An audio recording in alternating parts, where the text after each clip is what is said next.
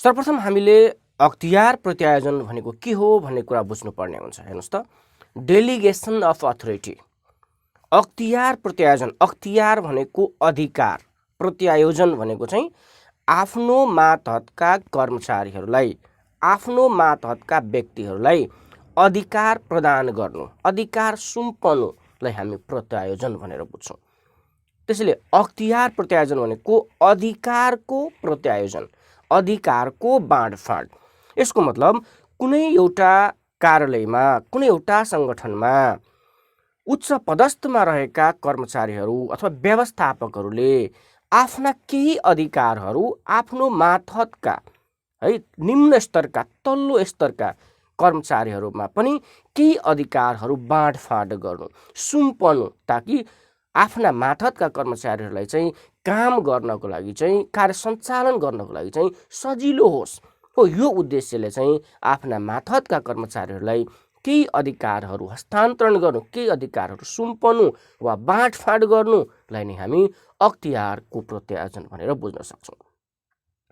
किनभने सम्पूर्ण अधिकारहरू व्यवस्थापक, उच्च पदाधिकारीले, उच्च पदस्थ व्यक्तिले आफैमा निहित राख्यो भने चाहिँ जो चाहिँ कार्य सञ्चालन स्तरमा छ तिनीहरूलाई काम सञ्चालनको निमित्त आवश्यक चाहिने अधिकारहरू पनि सुम्पिनु पर्दछ।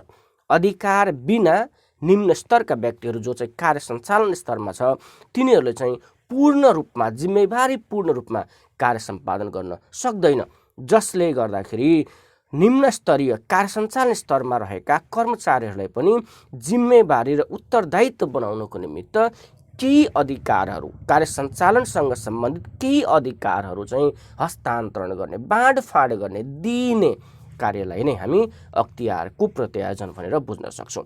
अझ यसलाई डिटेलमा जाउँ त, ल यहाँले स्क्रिनमा पनि हेरिरहनु भएको छ। उच्च स्तरका व्यवस्थापकहरूले आफ्नो मातहतको कर्मचारी वा व्यवस्थापकहरूलाई कार्य सञ्चालनको निमित्त केही अधिकार दिने प्रक्रियालाई नै अख्तियार प्रत्यायोजन भनेर बुझ्न सकिन्छ। र यसबाट पनि हामीले स्पष्ट बुझ्छौँ नि कि उच्च पदस्थ व्यक्तिहरूले, उच्च स्तरका कर्मचारीहरूले वा व्यवस्थापकहरूले चाहिँ केही अधिकारहरू, कार्य सञ्चालनसँग सम्बन्धित अधिकारहरू चाहिँ तल्लो स्तरका है कार्य सञ्चालन स्तरका कर्मचारीहरूलाई पनि दिने प्रक्रियालाई नै हामी अख्तियार प्रत्यायोजन भनेर बुझ्न सक्छौँ। त्यसपछि अख्तियार प्रत्यायोजनको सम्बन्धमा पनि विभिन्न विद्वानहरूले दिएका परिभाषा पनि मैले यहाँ लिएको छु। हेर्नुहोस् त, मैले यहाँ चाहिँ देखाइरहेको छु स्क्रिनमा, यहाँले हेर्नुहोस् त। हेनरी फोयलका अनुसार, हेनरी फोयलले चाहिँ अख्तियार प्रत्यायोजनलाई यसरी परिभाषित गरेको छ: आदेश दिने अधिकार र आज्ञाकारिता बनाउने शक्ति नै अख्तियार हो। स्पष्ट रूपमा छ नि, आदेश दिने अधिकार र आज्ञाकारिता बनाउने शक्ति नै अख्तियार हो भनेर हेनरी फोयलले यसरी परिभाषित गरेका छन्। Authority is the right to give orders and power to exact obedience. ल यसरी हेनरी फोयलको परिभाषाबाट पनि हामी अख्तियार प्रत्यायोजनलाई सजिलैसँग बुझ्न सक्छौँ। त्यसपछि हामी अख्तियार प्रत्यायोजनका चाहिँ सिद्धान्तहरूतर्फ जाउँ। अख्तियार प्रत्यायोजनका सिद्धान्तहरू के हुन् त? Principles of delegation of authority. हेर्नुहोस् त, अख्तियार प्रत्यायोजन भनेको त हामीले बुझिसक्यौँ कि उच्च पदस्थ व्यवस्थापकहरूले आफ्ना केही अधिकारहरू कार्य सञ्चालन स्तरमा रहेका कर्मचारी वा व्यक्तिहरूलाई हस्तान्तरण गर्ने, दिनेलाई नै हामी अख्तियार प्रत्यायोजन भनेर बुझ्छौँ। अब अख्तियार प्रत्यायोजनका सिद्धान्तहरू चाहिँ यसैसँग सम्बन्धित विभिन्न सिद्धान्तहरू पनि प्रतिपादन गरिएका छन्। हेरौँ हामी यहाँ स्क्रिनमा। ल पहिलो नम्बरमा यहाँले हेरिराख्नु भएको छ त, अख्तियार वा उत्तरदायित्वको समानताको सिद्धान्त। अख्तियार तथा उत्तरदायित्वको समानताको सिद्धान्त, parity of authority and responsibility भनेको छ। हेर्नुहोस् त, अख्तियार तथा उत्तरदायित्वको समानताको सिद्धान्त हामीले यसबाट के बुझ्छौँ भने जति अधिकार हामी कार्य सञ्चालन स्तरका व्यक्तिलाई दिन्छौँ त्यति बराबरको उत्तरदायित्व उनीहरूले पालना गर्नुपर्छ, अथवा अधिकार बराबर उत्तरदायित्व पनि हुनुपर्दछ।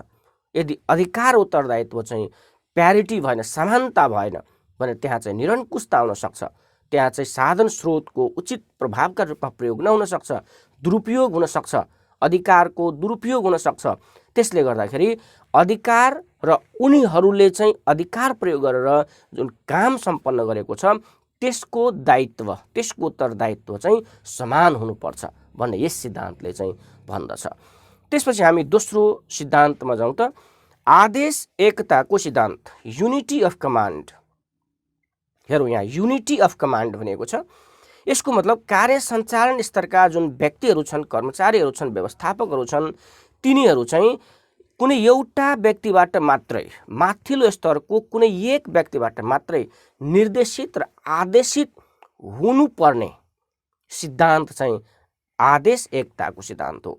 कुनै एउटा व्यक्तिले निर्देशित गर्यो भने निर्देशन पाउने व्यक्ति चाहिँ त्यो व्यक्तिप्रति जिम्मेवारी हुनुपर्दछ, उत्तरदायित्व हुनुपर्दछ। तर धेरै व्यक्तिहरूले आदेश दियो, धेरै व्यक्तिहरूले निर्देशित गर्यो भने को प्रति त उत्तरदायित्व हुने, को प्रति जिम्मेवारी हुने त? यो कुरामा कन्फ्युजन हुन सक्छ, दुविधा हुन सक्छ। त्यसैले एउटा व्यक्तिबाट मात्रै आदेश वा निर्देशन प्राप्त गर्ने र त्यस व्यक्तिप्रति, त्यस कर्मचारीप्रति चाहिँ जिम्मेवारी हुने सिद्धान्त नै आदेश एकताको सिद्धान्त हो। त्यसपछि हामी थर्ड नम्बरमा जाउँ त, सम्पर्क श्रृङ्खलाको सिद्धान्त, प्रिन्सिपल अफ स्केलर चेन। सम्पर्क श्रृङ्खला, यसको मतलब माथिल्लो स्तरको कर्मचारीबाट निम्न स्तर, तल्लो स्तर, आफ्नो मातहतको स्तरमा चाहिँ अधिकारहरू, निर्देशनहरू दिने कार्यलाई चाहिँ हामी सम्पर्क श्रृङ्खला भनेर बुझ्छौँ। जस्तै अब म्यानेजरले आफ्नो डिप्युटी म्यानेजरलाई, डिप्युटी म्यानेजरले एसिस्टेन्ट म्यानेजरलाई, त्यसपछि डिफ्रेन्ट ब्रान्च म्यानेजरलाई, ब्रान्च म्यानेजरले चाहिँ आफ्नो मातहतका चाहिँ सुपरभाइजरलाई र सुपरभाइजरले वर्कर्सहरूलाई, यसरी अधिकारहरूको हेराइची, अधिकारहरूको माथिल्लो तहबाट आदेशित हुँदै हुँदै तल्लो तहसम्म जाने श्रृङ्खला चाहिँ हामी सम्पर्क श्रृङ्खला भनेर बुझ्न सक्छौँ। यसको मतलब हामीले के बुझ्यौँ कि माथिल्लो स्तरको कर्मचारीले आफ्ना मातहतकालाई अनि उसले पनि आफ्ना मातहतका कर्मचारीलाई चाहिँ आदेश दिने, निर्देशित गर्ने, जिम्मेवारी बनाउने, उत्तरदायित्व बनाउने श्रृङ्खलालाई नै हामी सम्पर्क श्रृङ्खलाको सिद्धान्त अन्तर्गत राख्न सक्छौँ।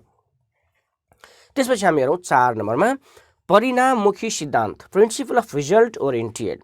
परिणाममुखी, हामी जति अधिकार हस्तान्तरण गर्छौँ, जति अधिकार प्रत्यायोजन गर्छौँ, त्यति अधिकार बराबरको रिजल्ट पनि प्राप्त गर्नुपर्दछ है, त्यसको नतिजा पनि प्राप्त गर्नुपर्दछ। यदि नतिजा, रिजल्ट चाहिँ अधिकार हस्तान्तरण अथवा प्रत्यायोजन बमोजिम हुन सकेन भने चाहिँ त्यहाँ विभिन्न किसिमका साधन स्रोतहरूको दुरुपयोग हुन सक्छ, अधिकारको दुरुपयोग हुन सक्छ। त्यसैले अधिकार जति जुन क्याटेगोरीको जुन तहको दिएको छ त्यो तह बमोजिमको उनीहरूले परिणाम पनि दिनुपर्दछ, रिजल्ट पनि दिनुपर्दछ भन्ने कुरा चाहिँ यो 4 नम्बरको परिणाममुखी सिद्धान्तले भन्दछ। त्यसपछि हामी 5 नम्बरमा जाउँ त, अधिकार तह सम्बन्धी सिद्धान्त, अख्तियार तह सम्बन्धी सिद्धान्त, प्रिन्सिपल अफ अथोरिटी लेभल।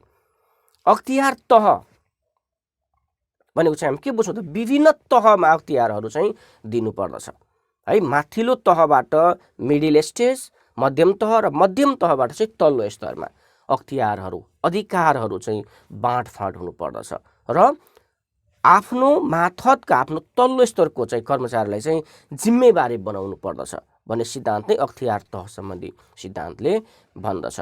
त्यसपछि हामी लास्ट 6 नम्बरको सिद्धान्तमा जाउँ त, निश्चित उत्तरदायित्वको सिद्धान्त, प्रिन्सिपल अफ एब्सोल्युट रेस्पोन्सिबिलिटी। व्यवस्थापकले चाहिँ निश्चित उत्तरदायित्व अथवा निश्चित अख्तियार मात्रै आफ्ना मातहतकालाई दिनुपर्दछ। सम्पूर्ण आफ्ना अधिकारहरू मातहतकालाई दियो भने पनि प्रबन्धक अथवा जो व्यवस्थापक हुन् उसैले नै सम्पूर्ण कामको जिम्मेवारी लिनुपर्दछ।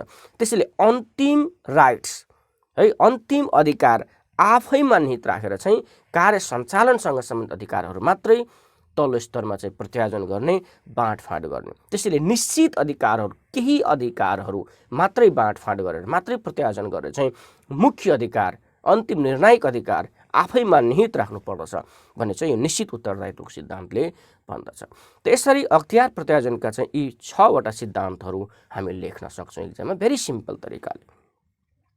त्यसपछि हामी अर्को टपिकमा जाउँ, अख्तियार प्रत्यायोजनका महत्त्वहरू, importance of delegation of authority.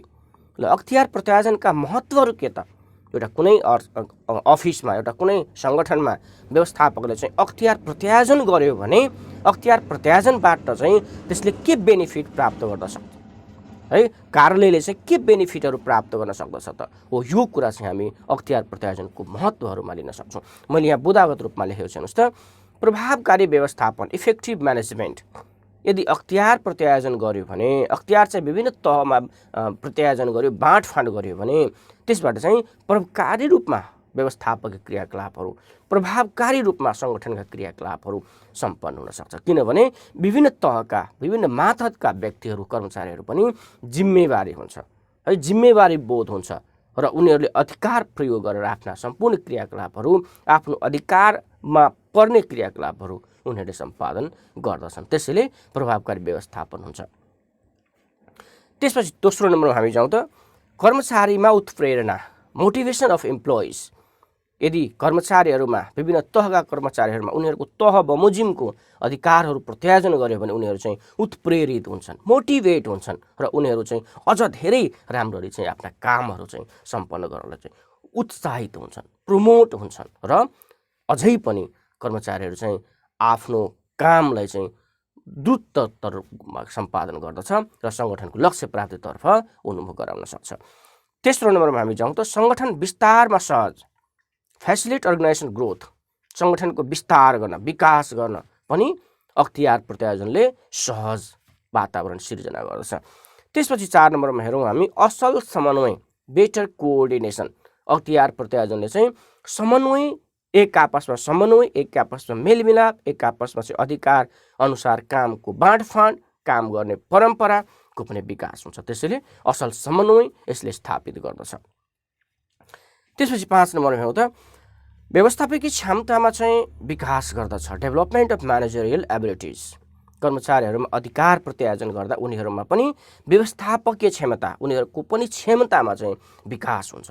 उनीहरूले पनि पूर्ण दक्षता रूपमा आफ्ना कामहरू सम्पादन गर्न चाहिँ तत्पर हुन्छन्, लागि पर्छन् र सङ्गठनले आफ्नो लक्ष्य प्राप्तितर्फ उन्मुख हुन सक्छ। त्यसपछि लास्ट 6 नम्बरमा चाहिँ असल सङ्गठनात्मक संरचनाको सिर्जना creation of formal organisation structure. अधिकार प्रत्यायोजनबाट चाहिँ फर्मल अर्गनाइजेसन स्ट्रक्चरको विकास हुन्छ, सिर्जना हुन्छ। फर्मल भनेको चाहिँ वैधानिक रूपमा सङ्गठनको संरचना चाहिँ विकास हुन्छ र अधिकार प्रत्यायोजन नगरेसम्म त आफ्ना मातहतका कर्मचारीले त कामको जिम्मेवारी लिन सक्दैन। त्यसैले कामप्रति जिम्मेवारी बनाउनको निमित्त उनीहरूलाई सो बमोजिमको अधिकार पनि प्रत्यायोजन गर्नुपर्दछ।